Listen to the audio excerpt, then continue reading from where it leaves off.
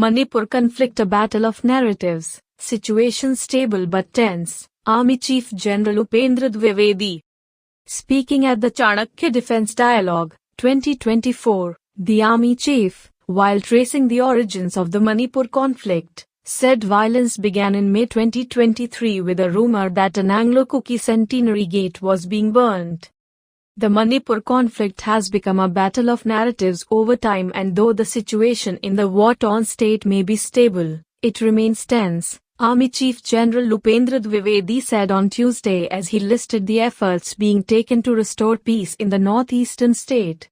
Speaking at the Chanakya Defence Dialogue, 2024, the second edition of the flagship event held by the Indian Army in collaboration with the Center for Land Warfare Studies, General Dwivedi also addressed the threat of spillover violence from Myanmar. In a lighter vein, I would describe the issue as, ek ke saath ek free. Because Manipur was a problem and now you have the Myanmar issue too, he said. The Army Chief, while tracing the origins of the Manipur conflict, said violence began in May 2023 with a rumor that an Anglo-Kuki centenary gate was being burnt. I have gone on ground and confirmed that it was not burnt. That rumour-mongering led to major violence, which is now finding its stabilisation phase. Over a period of time, it has become a battle of narratives.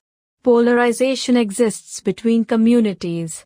The situation may be stable today, but it is tense. You also visited Manipur last month, and Manipur has been gripped by ethnic violence for more than a year now, and it doesn't help them that they have a border that they share with Myanmar, which is dealing with its own problems, and there are concerns about a spillover.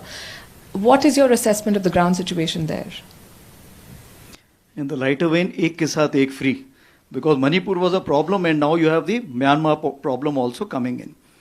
So as far as Manipur problem of you see in May 2023, it all started with a rumor that there was a Anglo-Kuki war centenary gate which is being burnt. It was not being burnt. I have gone on ground and confirmed from everyone.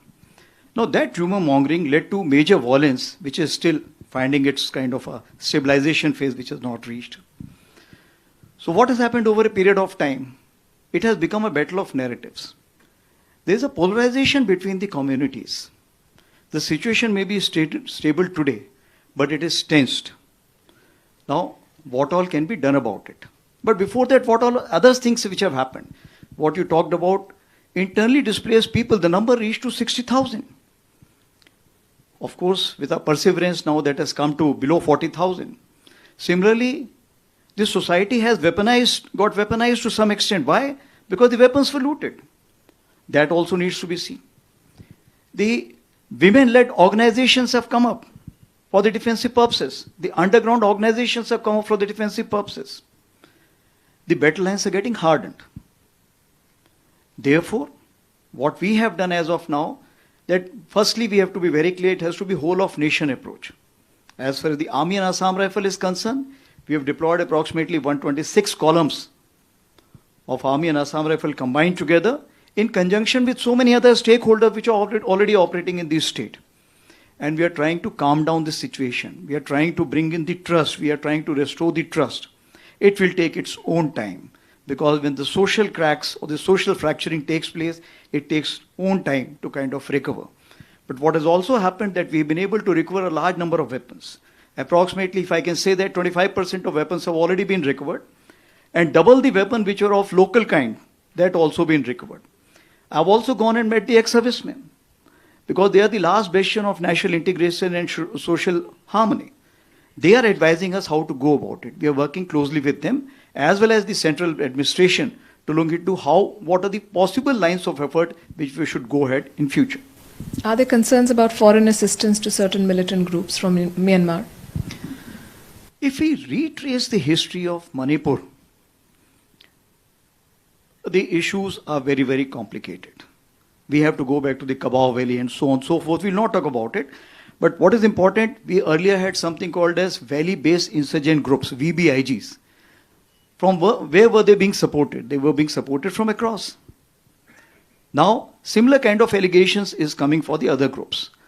Out here, what we are looking at, that we should not allow wrong narratives to be built up. For example, there was a narrative of the bomb drones. We have gone on ground and checked up.